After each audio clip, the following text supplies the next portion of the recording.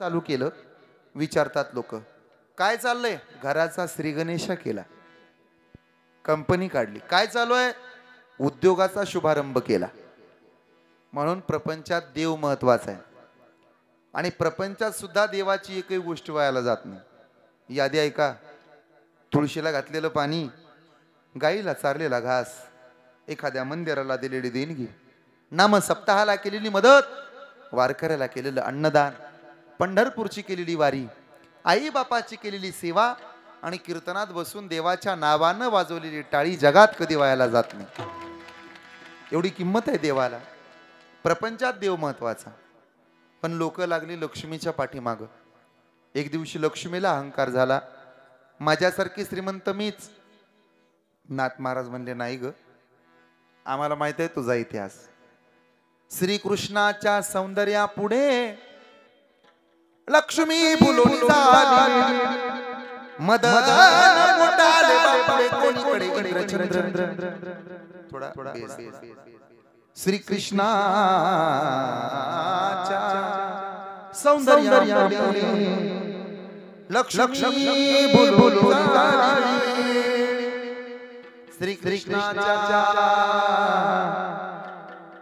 सौंदर्यापुढे लक्ष्मी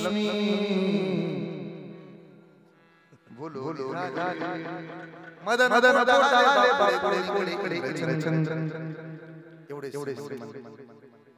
लक्ष्मी, तुला अहंकार यायची गरज नाही. पती म्हणले, हे पहा, मीच मोठे. देव म्हणे, नाही ग, मी मोठा, मी मोठी, मी मोठा. भांडण लागलं नवरा बायकोचं. हे तेव्हापासून होतं भाऊ. फक्त आपल्याच घरी होते अशातला भाग नाही. त्यांच्यात पण होत होते, आपल्यातही होतात. मग ते भांडण सुरू झालं. तात्विक होतं. पण लक्ष्मी म्हणाली, मला किंमत आहे नोटांना. देव म्हणला, तसं नाही, मला किंमत आहे. लक्ष्मी म्हणली, अहो काय सांगून बसला तुम्ही, देवाला किंमत आहे, देवाला किंमत आहे. बोराटे महाराज तरी ठरवल्याशिवाय येतो का? लक्ष्मी, तरी सुद्धा मलाच किंमत आहे. असं कसं म्हणता? अगं, ठरवल्याशिवाय येत नसला तरी देवाचंच नाव घेतो तो, तुझं घेत नाही. नाही नाही, पण मी मोठे. भांडण पेटलं व मिटवायला नारद मुनी चोपदार मामा सारखे. असं करा, काय एखादी परीक्षा घ्या, कोण पास होतंय पहा. मग गाव निवडलं. निंभोरे ढवळेवाडी ग्रामपंचायत आपले सहर्ष स्वागत करीत आहे. बरोबर काही अंतरावरती हवेतच दोघ जण थांबले, कुणाला न दिसता. लक्ष्मी आणि नारायण. खालून प्रेत यात्रा चालली होती. शिकाई धरणाराचाच मोबाईल वाजला. त्याच्या पाठीमाग खांदेकरी, त्याच्या पाठीमाग हे लटकच बर का, त्याच्या पाठीमाग बाया, आणि वारं घालायला कोणतरी असतं. कोण हो? बहिणी. आणि त्याच्या पाठीमाग बाया. अशी प्रेत यात्रा निघाली होती. भजनी मंडळ पुढं होतं. त्यांचं चाललं होतं भजनी मंडळाचं. पुढं उभा राहून मर्तिकाच्या अभंग म्हणायचे. ते निर्याणपर प्रकरण. कुठं काय म्हणावं त्याला सुद्धा मर्यादा आहे. नाहीतर बारशाला बोलवलं भजनाला, भजन्यासनी 12 वर्षानं लेकरू झालं होतं, त्याला नवसानं मसोबाला नवस बोलल्यामुळं. आणि भजनाने भजन चालू केलं. हा देह नाशिवंत नाही, पोराचा नारळ घेऊन आला, निघा. डबल टमटमचं भाडं देतो, पण पुन्हा दिसू नका. सरपंच मेला गावचा, आणि ते भजनी मंडळ त्यांच्यात अंत्ययात्रेला गेलं, आणि तिथं म्हणायला लागले ते अभंग. आजी आनंद. सरपंच म्हणलं, म्हातारं मेलं माझं, आणि तू कुशाला असलं भजन करतो. कुठं समय महत्वाचा ना, समय सुद्धा महत्वाचा. कुठं काय बोललं पाहिजे ते सुद्धा फार महत्वाचं आहे. मग ते निर्याणपर प्रकरण. उठा जागे स्मरण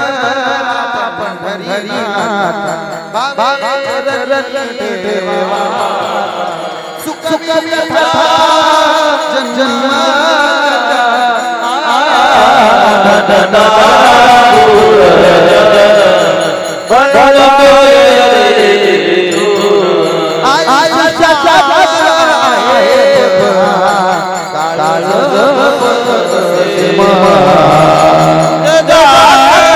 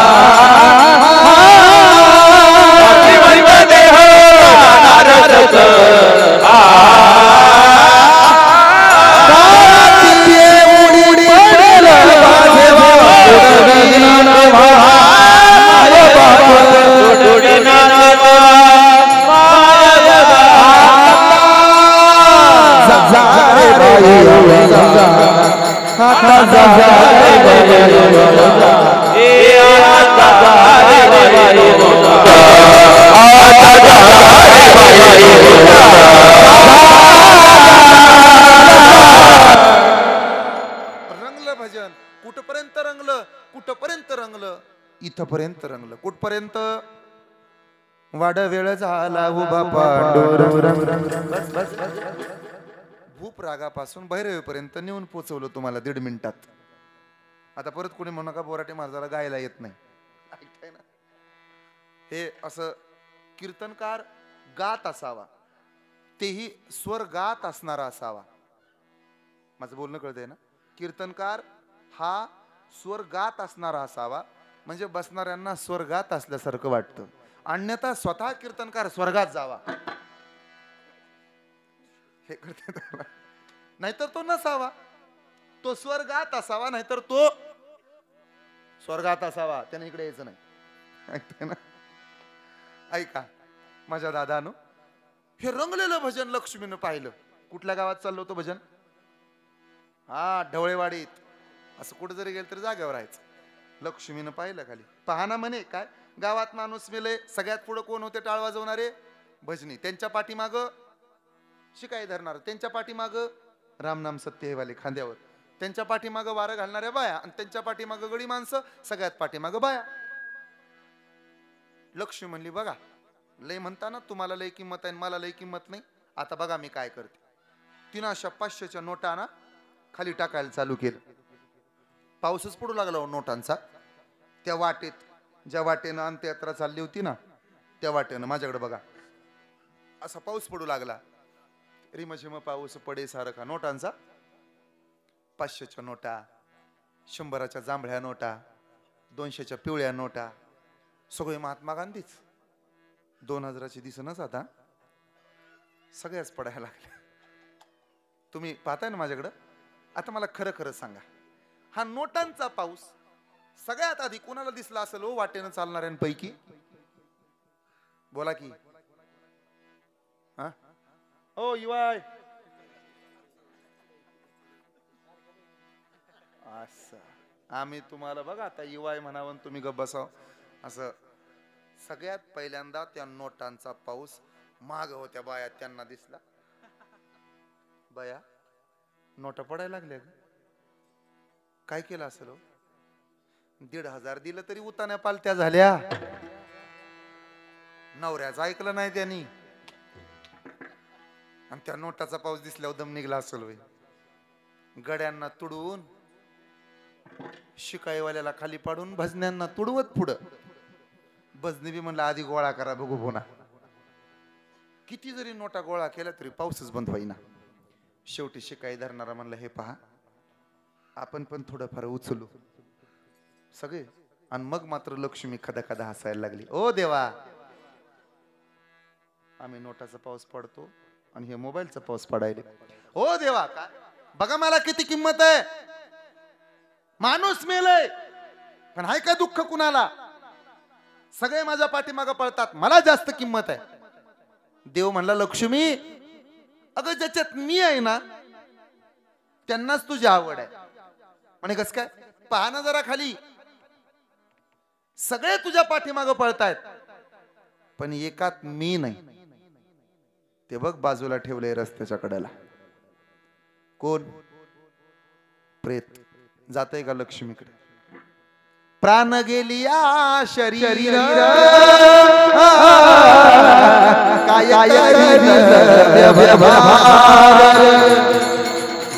काय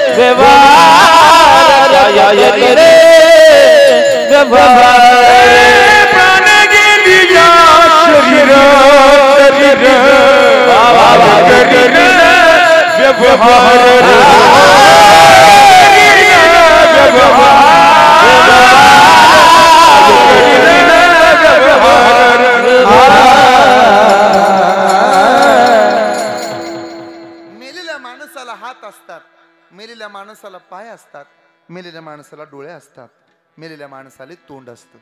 तोंड असून बोलत नाही, डोळे असून पाहू शकत नाही, पाय असून चालू शकत नाही.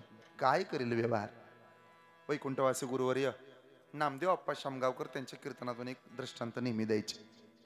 असं आहे, जिवाजीरावानं कारखाना टाकला म्हणायचे. जिवाजीराव फार श्रीमंत होता. जिवाजीराव एवढा श्रीमंत की त्यानं साखर कारखाना टाकला. आता प्रत्येकाला साखर कारखाना टाकावा वाटतो. तुम्हाला माहिती आहे साखर कारखाना, जिवाजीरावाचा साखर कारखाना. मग कामाला कामगार नेमले. डोळे, मुख, कानाजीराव, नाकाजीराव हे वाले सगळे, गुडगे पाय गोठे सगळे कामाला आले हजर. जिवाजीरावाचा कारखाना एवढा सुंदर चालू लागला. दरवर्षी बोनस काय, दरवर्षी पगारवाढ काय, मस्तपैकी सगळं चाललं होतं. एक दिवशी काय झालं, जिवाजीराव चेअरमन होते, सगळं डायरेक्टर सगळं त्यांच्याकडेच होतं, संस्थापक अध्यक्ष सगळं तेच पाहिजे. एक दिवशी डोळे आले जिवाजीरावाकडं. जिवाजीराव, काय, नमस्कार नमस्कार, बसा. आम्ही तुमच्या कारखान्यात कामाला आहे. माहित आहे, बरीच वर्ष सर्व्हिस केली, 67 वर्ष. आता राजीनामा द्यावा म्हणतो. मग हा आमचा राजीनामा घ्या. मंजूर. डोळे निघून गेले. पण जिवाजीरावानं कारखाना बंद नाही ठेवला, चष्मा लावून का होईना पण कारखाना चालू ठेवला. मग काही दिवसानं दाता आले. आम्ही दंताजी पंत. म्हणणं काय, पडावं म्हणतो न दुसरं काय. 67 वर्ष सर्व्हिस केली, आता निकळावं म्हणतो तुमच्या तोंडातनं. जिवाजीराव म्हणले असं कसं. नाही नाही, जाणार आहे सोडून. जा. निघून गेले हो. पण जिवाजीरावानं कारखाना बंद नाही पडू दिला, चालूच ठेवला. कवळी बसून का होईना, घोलमाडून का होईना, अशा पद्धतीने. मग काही दिवसांनी कान्होजी पंत आले. आम्ही कान्होजी पंत. नमस्कार.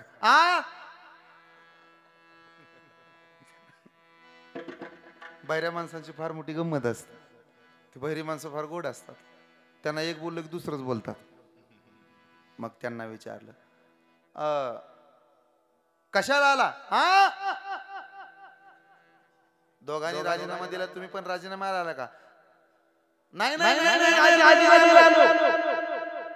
तेच म्हणतो, दंतोजी पंतानं राजीनामा दिलेला तुम्हाला कळलं का. नाही नाही नाही नाही, दंताजी पंतानं पण राजीनामा दिला वाटतं. आम्ही तेच म्हणतो. मग राजीनामा द्यायचा आहे. तसलं नाही, काय करायचं. मग राजीनामा द्यायचा आहे. अरे बाबा तेच म्हणतो, दे. बहिर होते ना. मग ते देऊन टाकला राजीनामा, सही मंजूर. कान्होजी पंत पण गेले हो. आता हे गुडघोजी पंताने ऐकलं. गुडघोजी पंत अजून मजबूत आहेत. गुडघोजी पंत आले. आम्ही राजीनामा द्यावा म्हणतो. निकळा निघा. प्लॅस्टिकचा पाय बसवून वॉकर घेऊन का होईना पण कारखाना चालू ठेवला. हा हा म्हणता सगळे सोडून गेले जीवाजीरावाला. एकटाच पठ्ठ्या जीवाजीराव राहिला, पण सलाईनवर का होईना झोपून कारखाना चालू. शस्त्रक्रिया झाली, सरकार आलं, कारखान्याची पुनर्बांधणी झाली. डुप्लिकेट का असनात पण सगळे अवयव आले. मग एक दिवशी फिरत फिरत जीवाजीराव कारखान्यात आले. बरं चाललंय का रे? बरं चाललंय. गुडगोजीराव तुमचं कसं? चांगलं चाललंय. घोटोजीराव तुमचं कसं? बरं चाललंय. पोटोजीराव तुमचं कसं? थोडं आता सुटायला लागले, पण बाकी बरं चाललंय. दंतोजी पंत तुमचं कसं? हाय बरं चाललंय. पगारवाढ झाली म्हणजे बरं होईल. कान्होजी पंत आता ऐकायला येतंय चांगलं. शस्त्रक्रिया झाली, सगळे अवयव कामाला आले. आणि मग चेअरमन साहेब म्हणले, असं करा, तुम्ही कुणीच नव्हता, मी एकटा जीवाजीराव होतो साखर कारखान्याचा डायरेक्टर या शरीराचा, तरी कारखाना मी चालू ठेवला की नाही. मग आता असं करा, तुम्ही सगळे आहात, आता 4-5 दिवस तुम्ही कारखाना चालवा, मी एकटा पंढरपूरला जाऊन माघारी येतो. आता चालेल का? ऐकताय ना? सगळे नव्हते तरी कारखाना चालतो, पण एकटा जीव निघून गेला, काय करेल व्यवहार. हे सूत्र आहे आयुष्याचं. म्हणून फार किंमत आहे आपल्या जीवाला. त्या जीवानं आपल्या शेवटाला महत्व दिलं पाहिजे. आपला शेवट गोड करणारा प्राधान्य दिलं पाहिजे. शेवट तो होतो तुझी आणि गोड. अरे त्याच्यानं शेवट गोड होतो रे. बस ज्याच्या मुखामध्ये मरताना का होईना पण देवाचं नाव आलं, त्याचा शेवट गोड झाला. बस आज आमच्या अण्णाचा शेवट गोड झालाय. तुम्ही बसलाय ना, आपला शेवट गोड आहे. तुकोबरायांचा सुंदर अभंग आहे. महाराज म्हणतात, तुका म्हणे सुखा पार नाही, अंतकाळी ज्याच्या नाम आले. त्याचा शेवट गोड होतो. भल्या भल्यांनी शेवट गोड करून घेतला, पण आपल्याला शेवट गोड होईना. ज्या रावणाला लोक नाव ठेवतात, त्या रावणानं स्वतःचा शेवट गोड केलाय. मरताना रामाच्या हातून मरण यावं म्हणजे शेवट गोड झाला का वाईट झाला? बोला. मरताना देवाची मांडी मिळाली जटायूला, त्याचा शेवट गोड झाला का वाईट झाला? बोला. मरताना तिच्याच मांडीवर देव होता. कुणाच्या? पुतनेच्या. पुतना माहिती आहे ना तुम्हाला? ही तर वड्याच्या पलीकडे राहते ती. जगामगान मला बघा, पुतनाच असते. आतून बदलत नाही, फक्त वरून बदलते. पुतना. जी माणसं आतून बदलतात त्यांच्याकडे देव येतो. जी माणसं वरून बदलतात त्यांना देवाकडे जावं लागतं. पुतना फक्त वरून बदलली तर तिला कृष्णाकडे जावं लागलं. कुब्जा आतून बदलली, देवाला कृष्णाला कुब्जेकडे यावं लागलं. शृपणखा वरून बदलली, तिला रामाकडे जावं लागलं. ऐका बरं, शबरी माता आतून बदलल्या, रामाला तिच्या झोपडीत यावं लागलं. म्हणून आतून बदला, वरून बदलून उपयोग नाही. जितकं बदलायचं असेल तितकं आतून बदललं पाहिजे. सज्जन हो, रावण हा वाईट होता, पण शेवट गोड करून घेतला. सीतामैया नांदायला आल्या. अयोध्येतलं पहिलं पाऊल. सनई चौघडे वाजू लागले. रामाचं आणि सीतेचं लग्न होतं. ते काय आपलं लग्न आहे? सकाळी धामधूम, दुपारी टामटूम, संध्याकाळी सामसूम. रामाचा विवाह होता, शाही विवाह होता. इतका सुंदर विवाह. देवाचं लग्न आहे. नांदायला आल्या लक्ष्मी आई साहेब म्हणजे सीतामैया. जानकी मैया आल्या. लोक जयघोष करू लागले. आतापर्यंत एवढंच म्हणायचे, रामचंद्र भगवान की जय, रामचंद्र भगवान की जय. आता म्हणू लागले, सियावर रामचंद्र की, सियावर रामचंद्र की, सियावर रामचंद्र की. सीतेनं पहिलं पाऊल टाकलं राजवाड्यात. ऐश्वर्य संपन्न राजवाडा. किती नाजूक सीता. जगातल्या सगळ्यात सुंदर नट्या हजारो जन्म घेतले तरी देवी इतकं सुंदर नाही. ती सीतामैया होती, सात्विक होती. नांदायला आली, पाऊल टाकलं, घराचं सोनं झालं. दशरथाचा राजवाडा होता. श्रीमंत दशरथ होता. ज्याची मदत इंद्र मागत होता तो काय हलका असेल? किती श्रीमंत. एक लक्षात ठेवा, आपण ज्याच्याशी मैत्री करतो ना त्याच्यावरूनच आपली उंची ठरते. आपली मैत्री कुणाबरोबर आहे, आपण कुणासोबत बसतो उठतो, त्याच्यावरून लोक आपलं मूल्यमापन करतात. आपण चांगल्याच्या संगतीत गेलं पाहिजे. चांगल्या माणसाच्या सहवासात राहिलं पाहिजे. विषय निघाला अमुक अमुक तुमचे कोण आहेत, तर चांगल्याच माणसाची नावं तुम्ही घेतलीच पाहिजेत. एवढी तुमची संगत चांगली पाहिजे. हजारो मित्र एका बाजूला, लाखो मित्र एका बाजूला आणि एखादा वारकरी मित्र एका बाजूला. मला असं वाटतं माणसाला हजारो मित्र असावेत, हरकत नाही, पण त्या हजारोंच्या यादीत एखादा मित्र माळकरी असावा, एखादा मित्र वारकरी असावा. लेका महाबळेश्वरला गोव्याला फिरायला घेऊन जाणारे 100 मित्र भेटतील तुम्हाला, पण एखादा मित्र तुम्हाला पंढरपूर आळंदीला घेऊन जाणारा सुद्धा असावा. हजारो मित्र असावेत तुमचे डाब्यावरती नेणारे, पण लाखात एक तरी जोडीदार असा असावा त्यानं खांद्यावरती हात टाकावा, चल पांडुरंगाचं दर्शन घेऊन येऊ असं म्हणणारा असावा. तो जपा. असा मित्र माणसाला नवसानं मिळत नाही. माळकरी मित्र, वारकरी मित्र, एखादा मृदंगाचार्य मित्र, एखादा गायक मित्र, एखादा कीर्तनकार मित्र असणं ही सौभाग्याची गोष्ट आहे. हजारोंची फ्रेंड लिस्ट बनवा, पण त्या फ्रेंड लिस्ट मध्ये सगळ्यात वरच्या क्रमांकाला नाव वारकरी मित्राचं असलं पाहिजे, हे लक्षात राहू दे. असा चांगला मित्र असला पाहिजे. इंद्र मैत्रीचा हात पुढे करत होता. दशरथ हलकास, दशरथ राजा सुंदर. सीतामाया नांदायला आल्या. नवी नवरी नांदायला आल्यानंतर पहिलं काम असतं सासून दृष्ट काढावी लागते. कुणाची? अरे तुम्ही काढता का नाही कधी दृष्ट? सुनबाईची. एकदा दृष्ट काढा, म्हातारपणी संभळल. माझा ऐका, खरंच माझ्या भोळ्या बाबड्याचा ऐका. सुनाला तसं मांजरीच्या डोळ्यानं बघू नका, मारक्या म्हशीवाणी तिच्याकडे बघत जाऊ नका. आत्याबाई म्हातारपणी तिच्याच हातात आहे. तुम्हाला खोकल्याचं औषध द्यायचं का तापाचं औषध द्यायचं असं म्हणायलोय मी. मग ते सीता नांदायला आली. औक्षण केलं, ओवाळलं, ओवाळून घेतलं. सीतामया नांदू लागल्या. पण 3 दिवस अन्नच खाल्लं नाही राजवाड्यात, उपाशीच हो. मग सगळ्यात मोठी जबाबदारी, सीता जेवत नाही याची काळजी सगळ्यात आधी कोणाला लागायला पाहिजे? बोला की. पूर्वीचा काळ होता, मालक लय लाड करत नव्हता सीतेची, सासूच्या ताब्यात होती. आता उलट झालं. पूर्वी पुरींना काळजी लागायची. सासू कशी भेटल, सासू कशी भेटल, सासू कशी भेटल, सासू कशी भेटल. आता म्हाताऱ्या जुरायला लागल्यात, सुनबाई कशी भेटल, सुनबाई कशी भेटल. सासू फुडणं आली तर सुनबाई लटलट कापायची. आता सून फुडणं आली की म्हातारीला थंड वाजून येते. कुठं बोलून घ्या. गपचूप नातवंड काकाला घेते आणि देवळात येते. ज्ञानबा तुकाराम.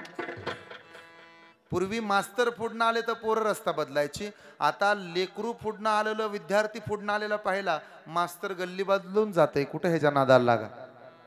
हे सगळंच बदललं. कौशल्या समोर आली. जानकी, अगं काय खात नाही पित नाही असं काय करते ग?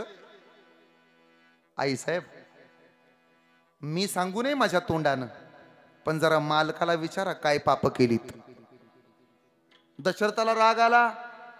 काल नांदायला आलेली सून लोकाची पोरगी माझं माप काढते. दशरथ आहे मी, माझ्यासारखी ऐश्वर्य संपन्न मीच आहे. इंद्र माझी मदत मागतो, मला नाव ठेवते. सीतामय्या म्हणाला मी कधी लबाड बोलणार नाही. तुमच्याकडून पाप झाले.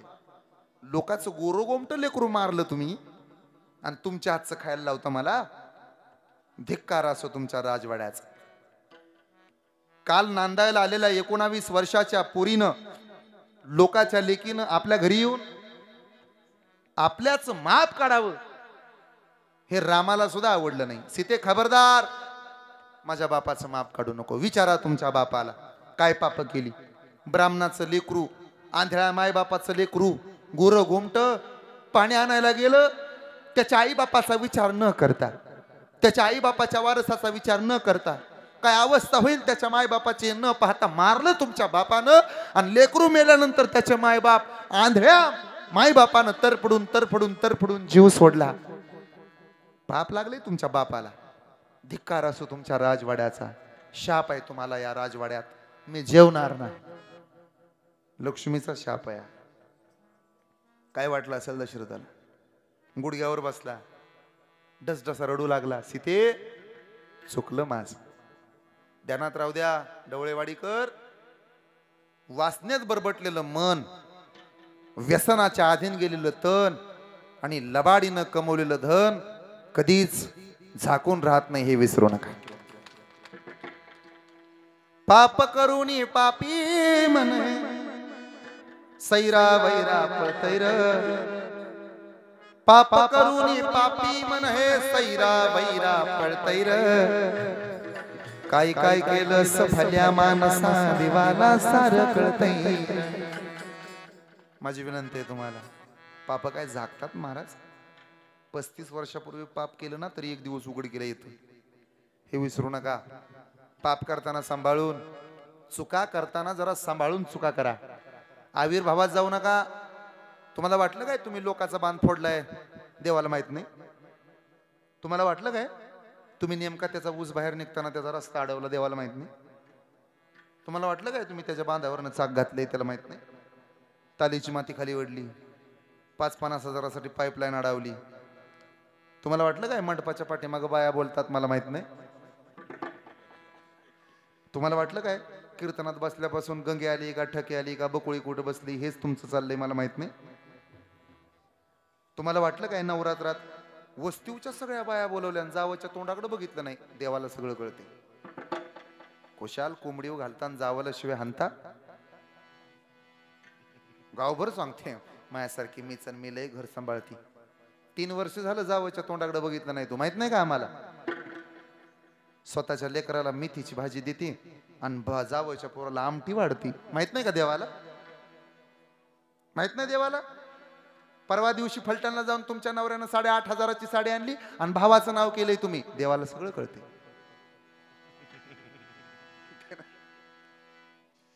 माहित नाही का देवाला? भावानं पैसे मागितल्यावर तुम्ही मेवण्याचं नाव केलं मग पैसे दिले. तेवढं पाहुण्याचं लवकर दे. अरे तुझेच पैसे मेवण्याचं नाव पुढं केलं का? तर माघार द्यायचं नाही. गुगलची हिस्ट्री डिलीट करता येते, व्हॉट्सअपचं चॅटिंग डिलीट करता येतं, इंस्टाग्रामच्या स्टोऱ्या, इंस्टाग्रामचं चॅटिंग डिलीट करता येतं, पण कर्माची हिस्ट्री कधी डिलीट करता येत नाही, हे लक्षात राहू द्या. जसं कर्म केलंय ना तसं फळ मिळेल. जे तुम्ही कर्म केलंय ते तुम्हाला भोगावं लागणार आहे. जे पेरलंय तुम्ही तेच एक दिवस उगवणार आहे. वेळ लागल, पण पाप पेरला असेल तर पाप उगवल, दोष पेरला असेल तर दोष उगवल, लोकांचं वाटोळ केलं असेल तर एक दिवस तुमचंही वाटोळ होणार आहे. पाप करूनी पापी म्हणे सैरा वैरा पळतैर. काय काय केलं सभल्या मानसा देवाला सार कळतैर. एखाद्या माणसाकरता तुम्ही चांगले वागले असाल, एखाद्या माणसाचं तुम्ही चांगलं केलं असेल, गरीबाच्या पोराला मदत केली असेल, भुकेलेला अन्न दिलं असेल, तहानलेल्याला पाणी दिलं असेल, दिले असेल कुठेतरी पंगत, गरजूंना मदत केली असेल, गरीबाच्या पोरांना 4 वह्या नेऊन दिल्या असतील, एखाद्या गरीबाचं पोरग तुम्ही स्वतःहून नोकरीला लावला असेल, एक दिवस तुमचं नाव भगवंताच्या दरबारात सोन्याच्या अक्षरानं लिहिल्याशिवाय राहणार नाही. गड्या करा मदत, नाही जात वायाला. माझ्या दादानो, देवाची पूजा करणं म्हणजे देवावर प्रेम करणं, देवाला नवस बोलणं म्हणजे देवाला त्रास देणं. कामाला लावताय देवाला तुम्ही, पण समाजाची निर्विकारपणानं सेवा करणं म्हणजे देवाचं काम हलकं करणं आहे, हे लक्षात राहू द्या. समाजाची सेवा करणं हे तरी काय सोपं वाटलं? दिवस रात्र समाजाचं चांगलं व्हावं, एखाद्याचं भलं व्हावं, माझ्यामुळे त्याचं चांगलं झालं पाहिजे, माझ्यामुळे याचं चांगलं झालं पाहिजे, ही भावना सुद्धा फार महत्वाची आहे. चांगलं वागा, चांगलं होईल. दशरथ रडला. माझ्याकडे पहा, दशरथाच्या डोळ्याला पाणी आलं. काय चुकलंय माझं? तुम्ही श्रावण बाळाला मारलं मामंजी. तुमचा वाडा, तुमची श्रीमंती, तुमचं सोनं नाणं, तुमचं तुम्हाला लख लाभ. माझ्या बापाचे संस्कार माझ्यावर आहेत. माझ्या बापानं या सीतेला शिकवलं, नाही घ्यायचं लबाडीच, नाही जेवणार. मग ऋषीमुनींना बोलवलं, वशिष्ठांनी मार्ग काढला, विश्वामित्रांनी मार्ग काढला. म्हणे असं करा, आधी पापक्षालन करा, म्हणजे असू द्या हरकत नाही. काय वाल्याचा वाल्मिकी होतो, तुम्ही तर दशरथ आहात. घडला असेल पाप, मेला असेल चुकून पोरग, पण चिंता नका करू, त्या पापातून बाहेर येण्याचा मार्ग सांगतो. काय वेदशास्त्र संपन्न असणारा एखादा ब्राह्मण बोलवा आणि त्या ब्राह्मणाला जेवायला घाला. तो जेवला की तुम्ही पापातनं मुक्त व्हाल. मग सीता जेवल, झालं, सोपं आहे. पण जोपर्यंत ब्राह्मण जेवत नाही तोपर्यंत सीतेला जेवायला परवानगी नाही. मग ठरलं काय, असं करा, ब्राह्मणाला बोलवा. अख्खं गाव शोधलं, एकच ब्राह्मण सापडला, त्याचं नाव रावण. श्रावण महिन्यात डाव्या पायाच्या अंगठ्यावर उभा राहून तप करायचा. त्याला बोलवून आणलं, त्याचं औक्षण केलं. त्याला बसायला पाठ, टेकायला पाठ, पाटावर पाठ, त्याच्यावर ताट, मागचा पाठ चांदीचा, पुढचा पाठ चांदीचा, त्याच्या शेजारचा तांब्या चांदीचा, ताट चांदीचं, तांब्या चांदीचा, जग चांदीचा, मग चांदीचा, फुलपात्र चांदीचं, वाटी चांदीची, चमचा सुद्धा चांदीचा. कधी कधी चांदीचे चमचे, कधी कधी चमच्याची चांदी. 23 तारखेपर्यंत होऊन गेली. चमच्याची चांदी, चमचा कळला का नाही, दोघांच्या मध्ये असतो तो. वाटायला दिलं होतं, त्याला वाटलंच नाही, त्यानंच गाडी घेतली. चमच्याची चांदी म्हणे, एवढंच दिलं होतं, चमच्याची चांदी. मग ब्राह्मण म्हणून कोण आला होता? रावण जेवायला बसला. सीता मैया जेवायला वाढत होत्या. कौसल्या, सुमित्रा, कैकेयी समोर होत्या. रांगोळी काढायला श्रुतकीर्ती, मांडवी होत्या. उर्मिला हे सगळं वैभव डोळे भरून पाहत होती. लक्ष्मण, भरत, शत्रुघ्न आणि राम एका ओळीमध्ये उभे होते. सुमंतही उभा होता, सेनापती. आणि जेवायला बसला एकटा रावण. ताटाला पाणी फिरवलं, ताटाला शोभेल असे पदार्थ, काजू बदाम तूप टाकून बनवलेला शिरा, बालुशाही, गुलाबजाम, राजा राण्याची जोडी, थोडंसं पिठलं, त्याच्यावर अशी कोथिंबीर किसून टाकलेली, त्याच्यावरती असं नारळाचा किस टाकलेला, शेजारी मस्तपैकी जिलेबी होती, त्याच्या शेजारी गुलाबजाम होते, त्याच्या शेजारी ज्वारीची मस्तपैकी बाजरीची भाकरी होती, कारळाची चटणी, जवसाची चटणी, मिरचा होता, ठेचा, त्याच्यावरती लसूण किसून घातलेला, त्याच्यावर तेल घातलेलं होतं, तुपातला शिरा होता, मस्तपैकी बासुंदी, आम्रखंड, जिलेबी. तोंडाला पाणी सुटून देऊ नका, एवढं सगळं. ताटाला पाणी फिरवलं, जेवणार, जेवेनच. रावणजी काय का खात नाही? सीता हा. दशरथजी काय? राम काय? ऐकताय ना तुम्ही सगळे? हा. भरत, शत्रुघ्न सगळे ऐकतायत, बोला पुढं. उशीर झालाय, पटकन ताटाला पाणी फिरवा जेवा. तुम्हाला एवढं माहित नाही काय? वारकऱ्याला आणि ब्राह्मणाला जेवायला घालताना ताटाला दक्षिणा मांडावी लागते. मी हे का सांगतोय भाऊ माहिती आहे ना? तुम्ही माझ्याकडे बघा, मी जेवून जाणार आहे. दक्षिणा किती पाहिजे? पैसे नकोत, सोनं देतो. नको नको. मग सीता काय? बोलू का? बोल ना. मी रावण आहे, बरोबर. तुझ्या नवऱ्यानं, दशरथाच्या पुरानं, जगाच्या बापानं एकदा या रावणाच्या लंकेला पाय लावतो असा शब्द देऊ दे. त्यानं फक्त शब्द द्यावा, मी येतो म्हणून. मी जेवायला चालू करतो. सीता मैया म्हणाले, हे एवढं होणार नाही का? आमच्या नवऱ्याचा स्वभाव तुम्हाला माहित नाही. आमचा नवरा म्हणजे काय गंगीचा नवरा वाटला काय तुम्हाला? हिथं बस म्हणलं की बसायला, उठ म्हणलं की उठायला, हाय का नाही चोपदार? हे बघा, हे सुद्धा कबूल झाले. बसावं लागते, उठावं लागते, तसंच करावं लागतं. आमचा नवरा कडक आहे म्हणे का? त्याचं प्रतीत नाही. रघुकुल रीत सदा चलिया, हे रघुकुल रीत, रघुकुल रीत,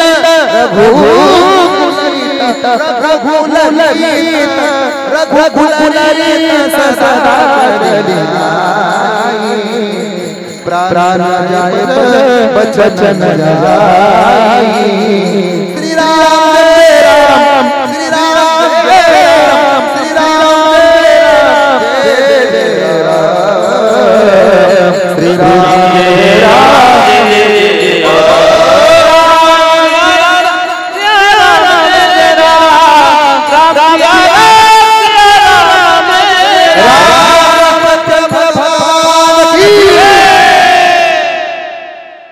राम म्हणे रावणा, अरे बाबा, जिथं माझी भक्ती नाही तिथं मी येणार ना. सीता मैया म्हणाले, एवढंच ना? तुम्ही शब्द द्या, येतो म्हणाव. मी देणार नाही शब्द. अगं माझी भक्ती जिथं नाही तिथं मी जात नाही. अहो पण तुम्ही शब्द देत नाही तर तो जेवत नाही, तो जेवत नाही तर पाप जात नाही, आणि पाप जात नाही तर मला जेवायला परवानगी नाही. माझ्यासाठी तरी जमणार नाही. मग सीतामाई म्हणाले एवढंच ना, जिथं तुमची भक्ती नाही तिथं तुम्ही जात नाही. याचा अर्थ जिथं तुमची भक्ती आहे तिथं तुम्ही जाणार ना. हो, मग असं करते ना, अगोदर मीच लंकेला जाते, मग तरी मला शोधायला तरी याल ना. आणि म्हणून अगोदर सीतामय्या तिकडे गेल्या आणि रावणाच्या राक्षसांच्या उद्धाराकरता रामाला तिकडं स्वतःहून जावं लागलं. लोक म्हणतात रावणानं पळवली, रावणानं पळवली. अरे ती महालक्ष्मी आदिमाया आदिशक्तीला पळवणं एवढं सोपं वाटलं का? सीतामय्या स्वतःच्या पावलानं तिकडे गेल्या. हे जाणीवपूर्वक ठरलेलं होतं. रावणानं स्वतःचा उद्धार करून घेतला, त्यानं त्याचा शेवट गोड केला. आपण कधी करणार? राक्षस उधरले माळकरी मागं राहिले. कसा व्हायचा आपला शेवट गोड? उदाहरण दुसरं, भीष्माचार्य प्रतिज्ञेत महान वचन दिलं, एक तर उद्या संध्याकाळपर्यंत मी राहीन, अन्यथा पांडव राहतील, पृथ्वी निष्पांडव करेन. बातमी वाऱ्यासारखी पसरली. रात्रीच्या 12:30 वाजताच इंस्टाग्रामला स्टोऱ्या टाकल्या दुर्योधनानं, दना दना दना. सगळे बघायला लागले व्हॉट्सअपचा स्टेटस काय, ग्रुपला फॉरवर्ड काय, सेल्फ्या काय काढल्या. आता अर्जुन मरणार, आता पांडव मरणार, उद्या पांडव मरणार, आम्ही जिंकणार. दिवसभर कालवा, रात्रभर गोंधळ. 2:30 वाजता खडबडून जागे झाले पांडव. धर्मराजा म्हणला बघा मोबाईलला काय आले, काय आले. अरे राहतात जा ना कधीतरी ऑनलाईन. काय झाले ते, पांडवांना मारणार अशी प्रतिज्ञा केली. द्रौपदी म्हणली तुम्ही काळजी करू नका, मी आहे ना तुमची लाडकी बहीण. लाडकी बहीण असल्यानंतर अजिबात काळजी नाही. देवाची लाडकी बहीण. बरं मग तुम्ही 5 जण निवांत राहा, माझे पती आहात, मी देवाची लाडकी बहीण आहे. देवाच्या लाडक्या बहिणीमुळे देवा मंत्री आहे, नुसता मंत्री नाही.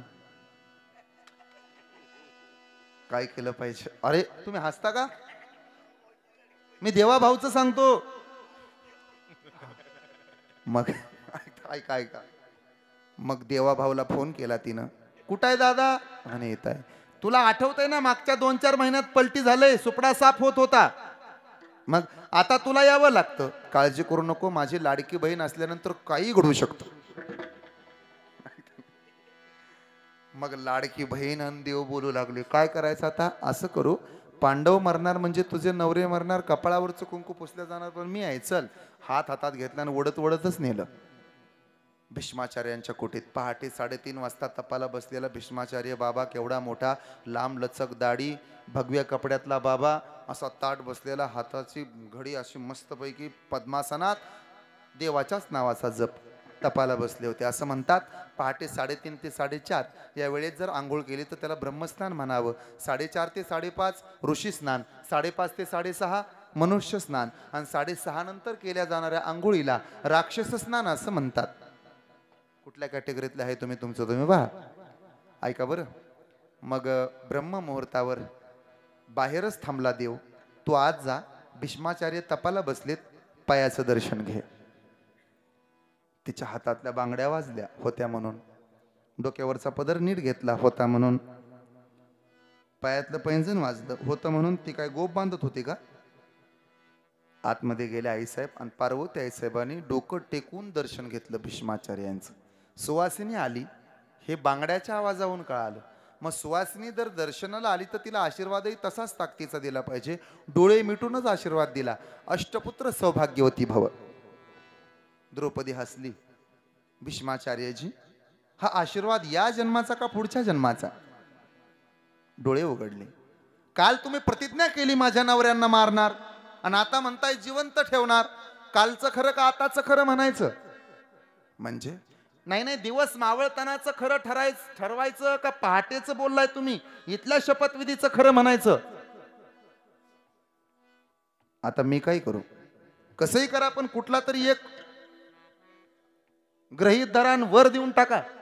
अगं पण माझ्या तोंडातून बाहेर पडलेला शब्द खोटा नाही ठरणार. पण द्रौपदी, काय एक विचारू काय? हे तुझं डोकं नाही, मग तुझ्या पाठीमाग दुसऱ्याच कोणाचं तरी डोकं असलं पाहिजे. ती म्हणाली माझ्या पाठीमागं ना देवाभाऊचा हात आहे, सूत्रधारच तो आहे. बाहेर येऊन बघता तर देवा उभाच होता आपला. कृष्णदेव म्हणतो मी, तुम्ही नागपूरच्या संत्र्या तोडायला लागले. डोकंच टेकवलं देवाच्या पायावर भीष्मानी, आपटूनच घ्यायला लागले. देवा आता कसा मार्ग काढू, कालचं खरं का आताचं खरं, चिंता करू नका मी आहे ना. भीष्म पण केला खरा धनुर्धरा रक्षिले. अरे भीष्मानी त्यांचा शेवट गोड करून घेतला, आपण कधी करणार. आता टोकाचं उदाहरण देतो. श्री तुकोबांनी सुद्धा आपला शेवट गोड केलेला आहे. बांधावरती जावं, कधी डोंगरावरती जावं आणि भजनाला बसा. गळ्यात विना, खांद्यावर टाळ, दगडाचे टाळ, कोण त्याचा भाव, हातात चिपळ्या, स्वर छेडावा आणि भजन चालू व्हावं.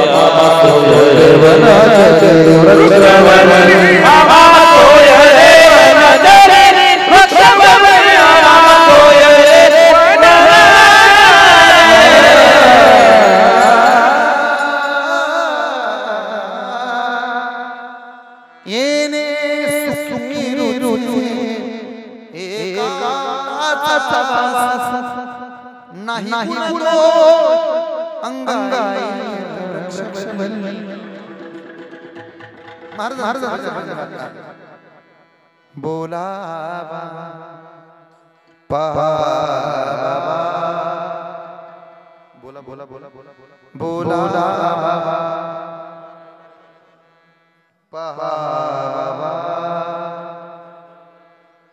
करा बोला बोला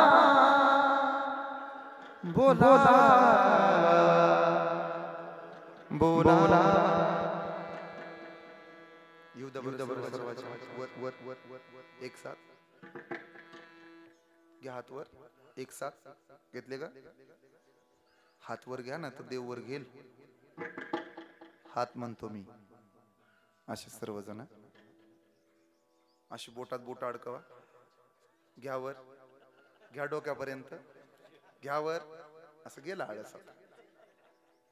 घ्या वर, हात वर, अर्ध माझ्याकडं अर्ध तुमच्याकडं. बोलावा फक्त म्हणा, पहा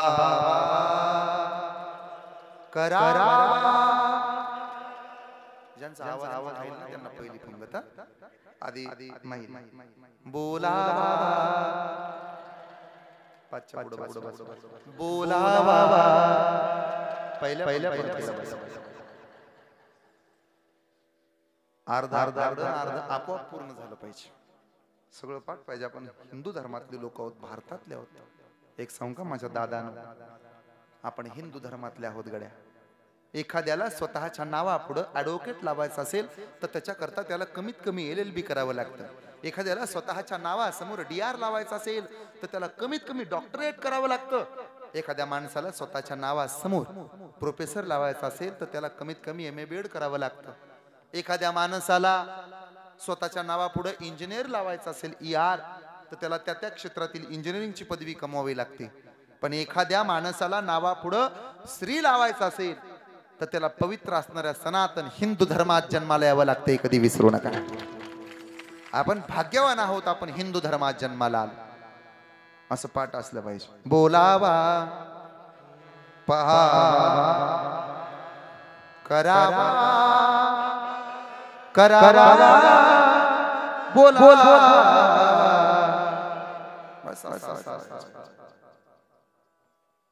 कैवल्याच्या चांदण्याला चंद्रभानुर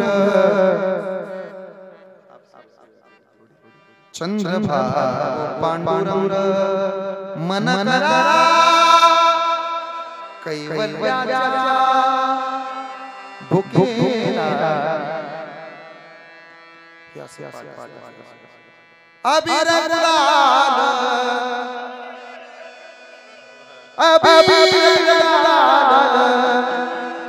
उधर नाता सखा पांडुरंग अबीर गुलाल एक साथ हे बाळा सांगितल्यावर बस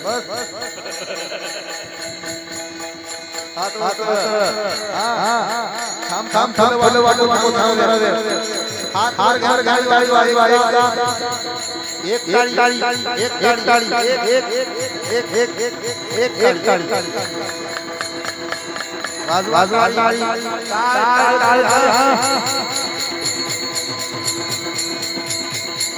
वाडवडी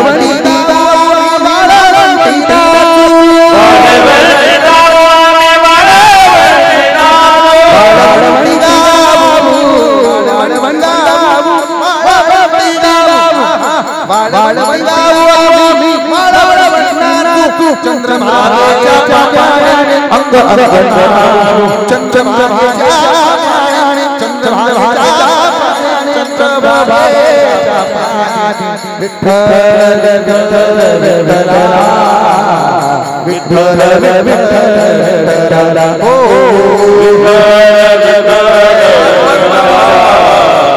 विठ्ठल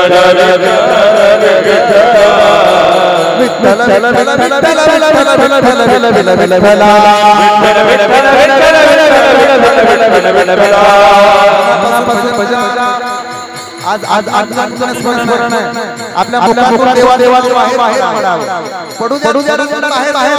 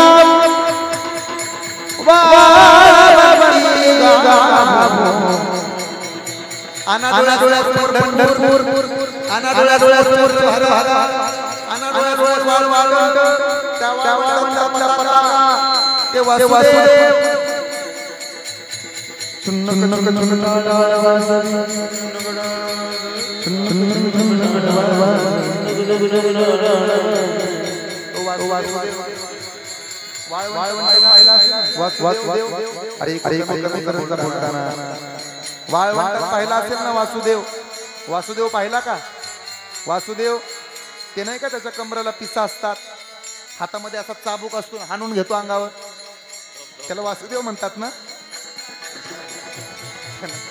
त्याला पोतराज म्हणतात गणबाई मोगरा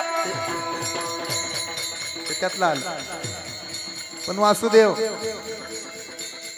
वासुदेवाची आई बाबा वासुदेवाची आई बाबा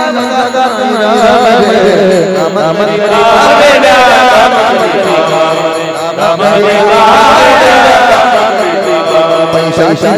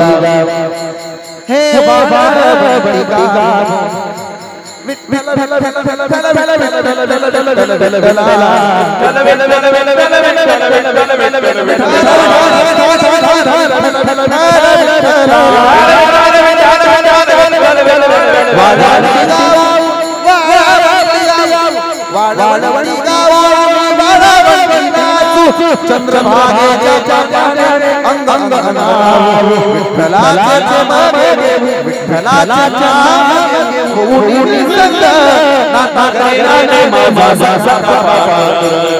नाता करेना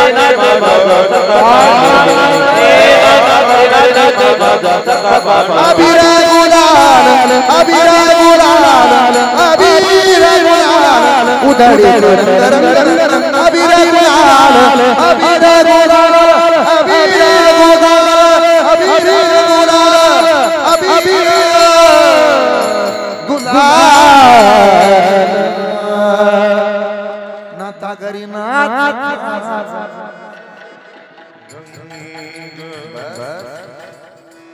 राहिला का नाही सावळा सकंकन विठ्ठल डोळ्या पुढे उभा. महाराजांनी आपला शेवट गोड करून घेतला. त्यांना विचारलं मीच, महाराज असं काय केलंय तुम्ही तुमच्या आयुष्यात की तुम्हाला वाटतं शेवट गोड व्हावा? महाराज म्हणाले, आता आणि शिंतीने पावलो विसावा. काय केलंय म्हणून त्याचं कौतुक सांगताव? कवतुक वाट झाली आवेचाचे नाम ममळाचे तिने कवतुक वाटे झाली आवेचाचे कवतुक वाटे झाली आवेचाचे नाम मंगळाचे तिने हो नाम मंगळाचे तिने आता निश्चितीने पावलो विसावा. आता निश्चितीने पावलो विसावा. आता निश्चितीने पावलो विसावा. आता निश्चितीने पावलो विसावा. कुंडलिया कृष्णिया हो कुंडलिया कृष्णिया. कधी तरी उस वक्त जल्दी आना जब प्राण तन से निकले राधा को भी संग लाना. जब प्राण तन से निकले. देवा मी जाईन ना तेव्हा तू डोळ्यासमोर असला पाहिजे. हो तुकोबा झालाय का तुमचा शेवट गोड? महाराज म्हणाले झालाय. कुणामुळे झाला? म्हणे देवामुळे झाला. कशामुळे झाला? म्हणे परमार्थामुळे झाला. कोणत्या देवामुळे झाला? महाराजांनी उत्तर दिलं, अभंगाच्या ध्रुव पदात.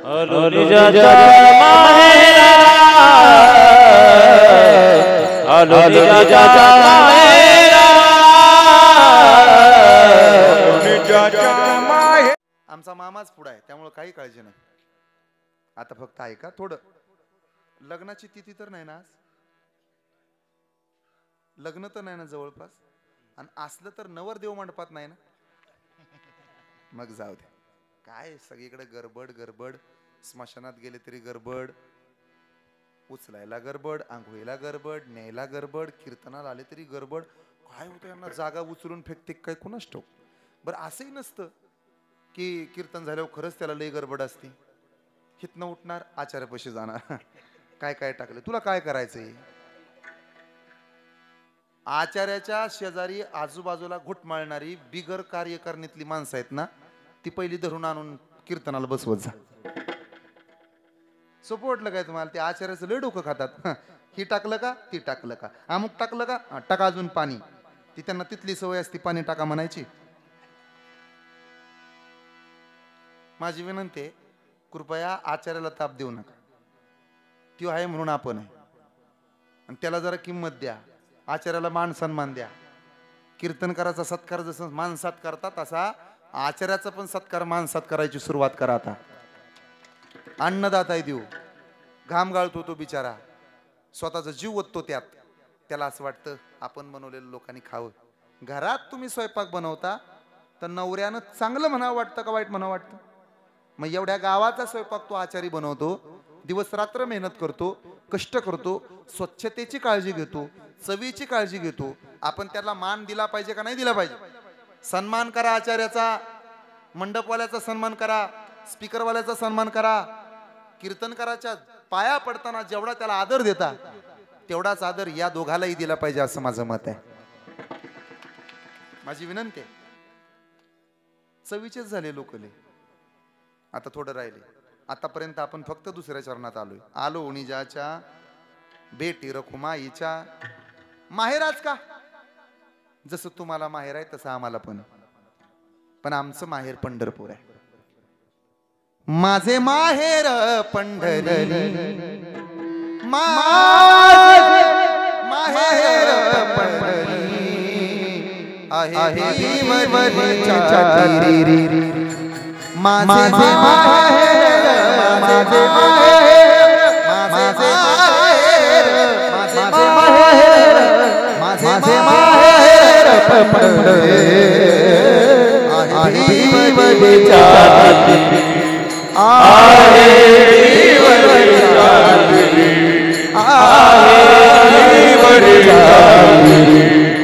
बाप आणि बाबा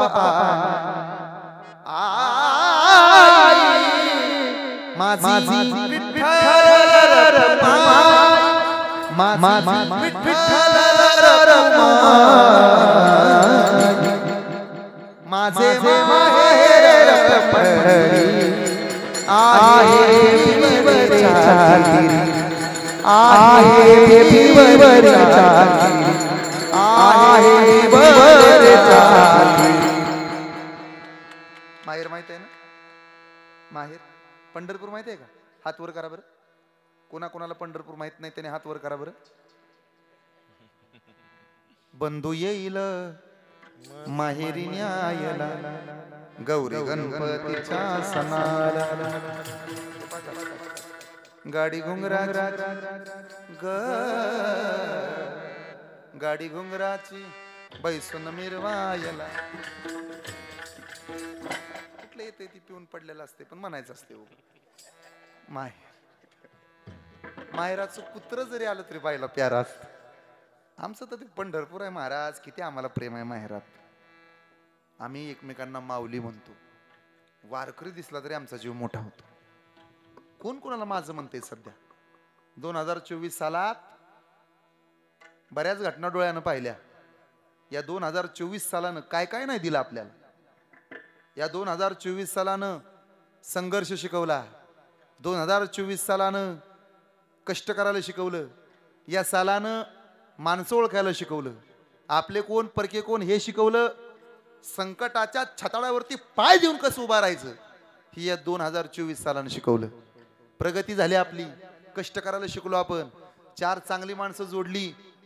कालच्या माणसांबरोबर आजच्या माणसांशी संवाद कसा साधायचा हे सुद्धा या 2024 सालानं शिकवलं. या 2024 सालात या डोळ्यानं राजकारण पाहिलं. या डोळ्यानं समाजकारण पाहिलं. राजकारणातले चढ उतार पाहिले. प्रपंचातले चढ उतार पाहिले.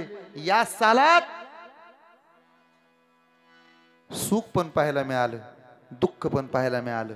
संघर्ष केलाय आपण. त्यामुळे या 2024 सालानं इतकं दिलंय ना की त्या सालाचे उपकार आपण आहोत तोपर्यंत मानले पाहिजेत. एक मुद्दा सांगू का तुम्हाला ओढ आहे म्हणून?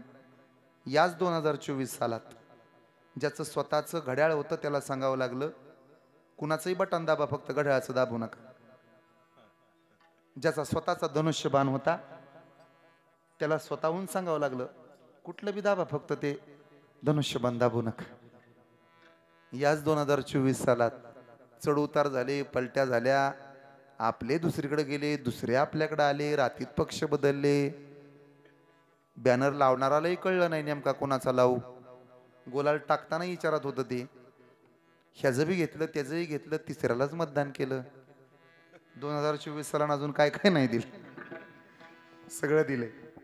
पण 2024 सालानं माणूस म्हणून जगायला शिकवलं, माणसातला माणूस ओळखायला शिकवलं, दुसऱ्याच्या वेदना जाणायला शिकवलं. अरे माझ्या दादानो, एक वेळ वेद नाही कळले तरी चालतील, पण समोरच्याच्या वेदना कळाल्याच पाहिजेत, हे 2024 सालानं शिकवले. झालंय कीर्तन ऐका. आमच्यासाठी माहेर आहे पंढरपूर. असं काय झालंय म्हणून महाराज तुम्ही एवढे गोडवे गाता? त्या देवानं आमचा उद्धार केला. कसा ते सांगतून थांबतो. 90 वर्षाच्या म्हाताऱ्या आजोबाच्या हृदयाची शस्त्रक्रिया पार पडली. म्हातारं शुद्धीवरती आलं. डॉक्टरनं हातात हात घेतला, बाबा तुमच्यामुळं आज एका वयोवृद्ध माणसाची सेवा करायचं भाग्य मिळालं. 90च्या म्हाताऱ्याची कुणीही काळजी घेत नाही, कुणीही त्याची दखल घेत नाही. कोण करतो ऑपरेशन? मी ऑपरेशन केलं. अवघ्या 3.5 लाखात तुमचं हृदय मी 3.5 तास सांभाळलं. डॉक्टरच्याकडे बघून म्हातार रडूच लागलं. डॉक्टर, माझं हृदय अवघं 3.5 तास तुम्ही तुमच्या तळहातावर सांभाळलं, तर त्याचे गोडवे गाता, तुमचे गोडवे मला सांगता. पण मी 90 वर्षाचा झालो. मी 90 वर्षाचा होईपर्यंत मला देवानं फुकट सांभाळलं. त्याचे उपकार किती मानू, म्हणून माझ्या डोळ्याला पाणी. परिहार झाला अवघ्या दुःखाचा मागीला, बरवे झाले आजीवरी, नाही पडलो मृत्यूच्या आहारी. वाचून आलो यथवरी, उरले ते हरी तुम्हा समर्पण. मागच्या सरत्या वर्षाला निरोप द्यावा आणि पुढचं वर्ष डोळ्यासमोर ठेवावं. पण एक लक्षात ठेवा, उगवत्याला नमस्कार घालताना मावळ त्याचा कधी कंटाळा करू नका. उगवत्याला दंडवत घालताना मागच्याचा कधी कंटाळा करू नका. माझी विनंती आहे, 2025 सालाचं हसत हसत स्वागत करा, पण 2024 साल आयुष्यभर स्मरणात ठेवा, त्यानं भरपूर काय दिले.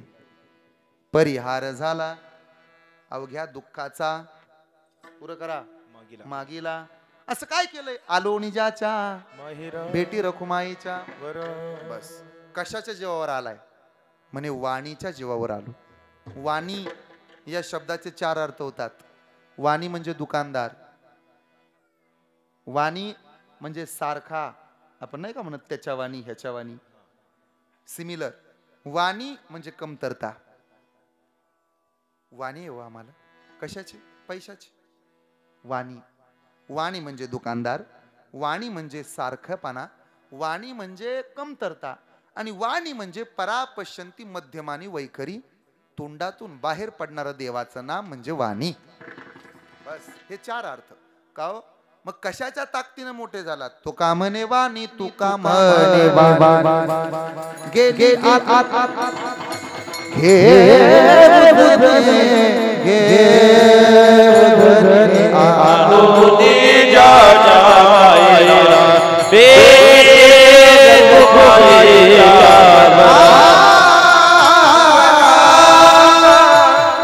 अभंगाची 4 चरण तुमच्या समोर मांडली. हा अभंगाचा भावार्थ ज्याला कळाला नाही त्यानं पुन्हा एकदा ऐका. सुरुवातीच्याच बरोबर शेवटाचा विचार करा. किंमत जितकी सुरुवातीला आहे त्याच्या दुपटीची किंमत शेवटाला आहे. म्हणून आयुष्य असं जगा की आपला शेवट गोड झाला पाहिजे. जळत्या चितेमध्ये हाडं जळतील, लाकडं जळतील, पण आपण केलेलं चांगलं कर्म कधी जळत नाही. तेव्हा एवढ्या काही चांगल्या गोष्टी करून ठेवा की लोकांनी म्हणावं यांचा शेवट गोड झाला. नाही म्हणू दे लोकांनी, ते तर देवाला नावं ठेवतात. कमीत कमी आपण तरी म्हणावं शेवट तो भला माझा बहु गोड झाला. कशानं होतो? विठोबा रखमा. 4 चरण तुमच्या समोर मांडली, ज्यामध्ये भीष्माचार्यांचा दाखला, सीतेचा रावणाचा दाखला आणि तुकोबऱ्यांचा दाखला तुमच्या समोर दिला. मी हे का सांगतो? लोक ऐकतात आप्पा, घरी जातात विसरतात. 5 मिनिटं का होईना, पण कीर्तनात झाल्यानंतर किंवा संध्याकाळी अंतर्मुख होऊन बसलं पाहिजे, विचार केला पाहिजे. खरंच आज सागर महाराजांनी काय सांगितलं कीर्तनात? जाताना विसरून जाऊन कसं झाले, त्यामुळं फ्लॅशबॅक सांगितला. मला क्षमा करा, थोडा वेळ जास्त झालाय. अगदी शेवटी जे दादा बसलेत त्यांची सुद्धा माफी मागतो, पण 2 मिनिटं घेतो. हा दिवस अण्णांच्या आयुष्यात पुन्हा नाही. हा दिवस आदरणीय दादा सो तुकाराम माने वैकुंठवासी झाले. पुष्पार्पण करण्याचा आजचा हा दिवस आहे. हा दिवस पुन्हा नाही. बस शेवटचा दिवस आहे आज. लेकींना डोळे भरून पाहू वाटतं आज बापाच्या फोटोला. नातवंडांना डोळे भरून पाहू वाटतं आजोबाच्या फोटोला. सुनांना पाहू वाटतं सासऱ्याच्या फोटोकडं. का? आता पुन्हा आवाज येणार नाही. आता पुन्हा त्यांना पाहायला मिळणार नाही. मला मगाशी हनुमंत भाऊ सांगत होते, परिवार अत्यंत सात्विक आहे महाराज. आमचे व्याहीच आहेत, माणसं सोन्यासारखे आहेत. पण या सोन्यासारख्या माणसांचा प्रपंच सोन्याचा करणारा बाप मागच्या काही दिवसापूर्वी निघून गेला. बाप म्हणजे प्रेमाचं झुकतं माप असतो, शाबासकीची थाप असतो, आयुष्यभर न संपणारी शिदुरी असतो. पुरतही नाही हो आणि सरतही नाही. तुटलेल्या शर्टाचं बटन जोडते तिला आई म्हणतात, पण लेकराचा तुटलेला आत्मविश्वास जोडायचं काम करतो ना त्याला बाप म्हणतात. मातीचं घर, मातीचं अंगण, मातीची चूल. महिला मंडळ, माहेराला तुम्ही नेहमी जात असाल तर आठवा तुमच्या बापाचा चेहरा डोळ्यासमोर आला असेल. लेका, जगातला सगळ्यात श्रीमंत माणूस कोण असेल ना तर तुमचा बाप आहे. काळ्या आईची सेवा करत राहतो, मातीशी इमान राखतो, त्याला बाप म्हणतात. आणि लेकरांच्या स्वप्नासाठी स्वतःला गहाण ठेवतो, त्यालाही आपला बाप म्हणतात. हल्ली बापाचं महत्व कमी झालं महाराज. अरे तुरे करतायत पुरं बापांना. 70 वर्षाचं म्हातारं असतं, लेकरांच्या वाटण्या होतात. ह्याचं काम करतं, त्याचं काम करतं, त्याचंही काम करतं, काबाड कष्ट करत राहतं. त्याला कोणीतरी विचारतं, पाटील काय लय रुबाब होता तुमचा? हा. अंगावर कडक कपडे होते तुमच्या? बरोबर.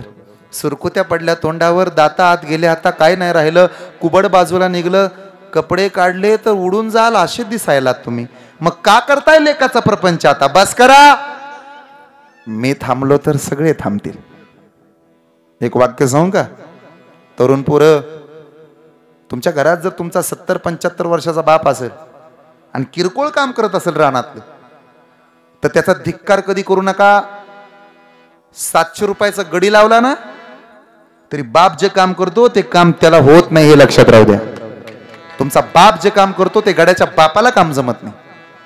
1000चा गडी लावा, होतं काम पूर्ण? आपला बाप आपल्यासाठी सर्वस्व असला पाहिजे. माझी विनंती आहे, मी जास्त बोलणार नाही. माझी आई, माझे आजोबा जेव्हा माहेरात होते तोपर्यंत सारखं जायचे. 1.5-2 वर्ष होत आली, माझी आई माहेरला गेली नाही. मी तिला विचारलं, आई का जात नाही माहेरला? ती म्हणली, कुणासाठी जाव? ज्या बापासाठी जात होते तो बाप नाही राहिला. आता कोण नसतं कोणाचं माहेरात. हे आईचे शब्द आहेत माझे. मला कल्पना आहे तुमची मुठभर मिरच्या वळून टाकणारा आणि दृष्ट काढणारा जर कोण असेल ना, तुमचा बापच असतो.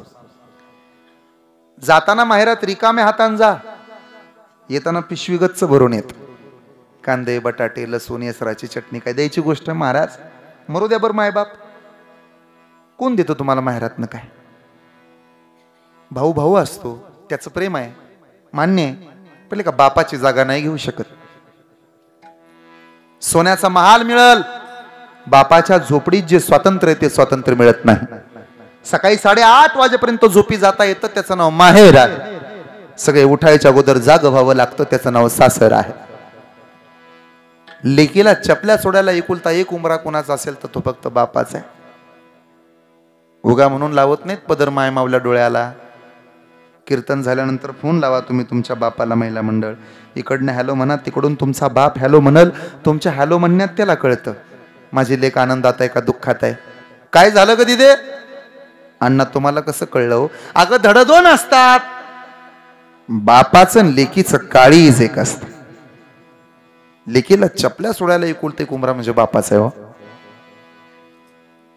लेक जर माहेराला आली ना तर काठी टेकत सुनबाईकडे जातो. सुनबाई काय मामा, दिदी आली. तिला चांगलं चुंगलं करून खायला घाल. मी काय घालत नाही का? दमानं बोल. तुला माहिती आहे ना माझ्या ताडीला किती ताप असतो. पाया पडतो म्हातारं सुनबाईच्या. चांगलं चांगलं खायला करून घाल. मग पोराच्या पोराला बोलवतं, नातवाला, इकडे रे. काय चुरगळलेली 50ची नोट काढतं आणि त्याच्या हातावर टेकवतं. गपचप जा दुकानात आणि 50 रुपयाचे टोस्ट आण. का? तायडी आली, तिला मिळत नाही. 1 किलो सफरचंद न्या. अर्धी फोड खातं म्हातारं आणि उरलेलं सगळं नातवाला देतं. अख्ख्या गावात सांगतं, माझ्या दीदीने मला 2000चं खायला आणलं. माझी विनंती आहे तुम्हाला, म्हाताऱ्या झालेल्या बापाला 150 रुपयाचा शर्ट द्या. म्हाताऱ्या झालेल्या बापाला 500 रुपयाचा स्वेटर द्या. द्या रे 50 रुपयाची कानटोपी. गावभर सांगते, माझ्या राजानं 500 रुपयाचे कपडे आणले, मला 100 रुपये ठेवायला द्या. तुम्हालाच कामाला येतील, परत तुम्हालाच दिल ते. पण गावभर सांगतं, माझा राजा लाखानं कमवतो, पैसे ठेवायला माझ्याकडे देतो. सगळं मिळेल, बाप नाही मिळत. डोंगराच्या पलीकडे बुडालेला सूर्य दिसल, माती आड निघून गेलेला बाप पुन्हा दिसणार नाही. 4-2 वर्षाचा सोबती राहिलाय तू, पुन्हा नाही दिसणार. नांदाया जातील बाप बाप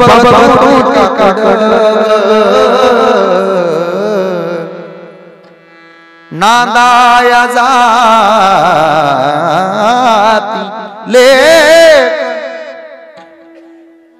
बाप बघतो टेकाकड.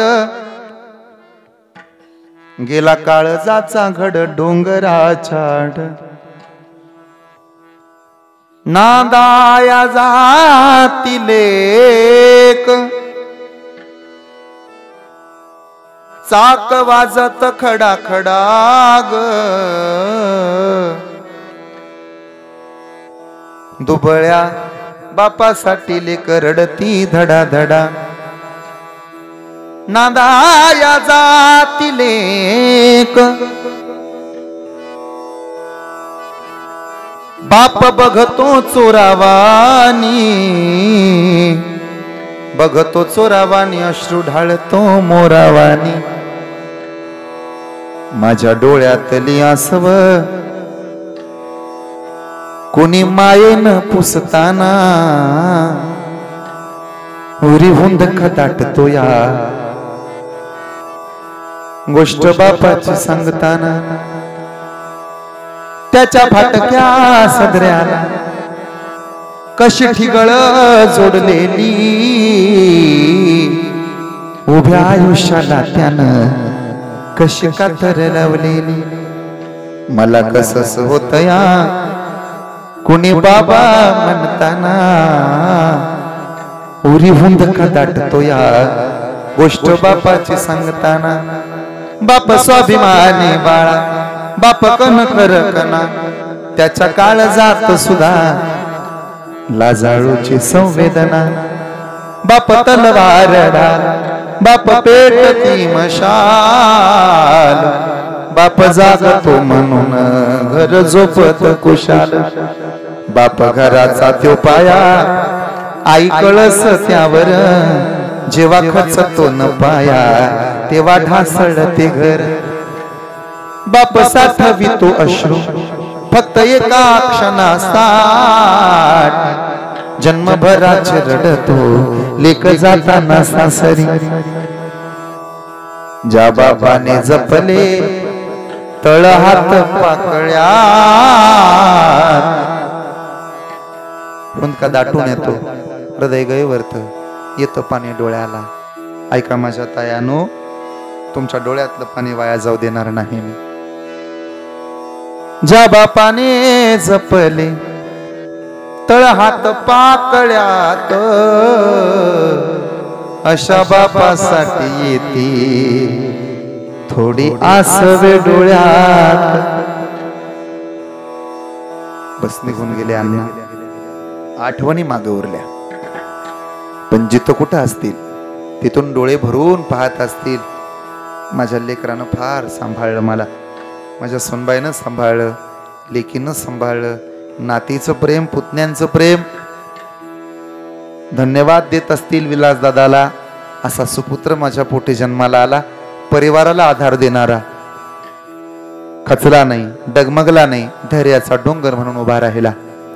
असा सुपुत्र सर्वांच्या पोटी जन्माला यावा, पंचक्रोशींना आदर्श घ्यावा, असा सुंदर कीर्तनाचा कार्यक्रम या सर्वांनी आयोजित केला. माने परिवाराला मनापासून धन्यता देतो आणि अण्णांच्या आशीर्वादानं या सर्वांना सुख, समाधान, ऐश्वर्य लाभावं अशी इच्छा मनी बाळगून सेवेला पूर्ण विराम. चांगलं वागा, चांगलं राहा, लवकर येत जा, पुढे सरून बसत जा, टाळी वाजवत जा. आपल्यामुळं दुसरा आनंदी झाला पाहिजे याची काळजी घ्या. कुणीतरी कुणाच्या तरी पाठीमागं ठामपणानं उभा राहिलं पाहिजे याची सर्वांनी काळजी घ्या. हा संदेश देतो. महाराष्ट्रातली लाल परी वाचली पाहिजे, महाराष्ट्रातली जिल्हा परिषद शाळा सुद्धा वाचली पाहिजे, यासाठी सर्वांनी प्रयत्न करा. हा संदेश देऊन सेवेला पूर्ण विराम. एकदा सद्गुरू तुकाराम महाराजांचं भजन करूया. फुलाचा अभंग होईल, त्यानंतर पुष्पवृष्टी होईल, याची सर्वांनी नोंद घ्या. तुकाराम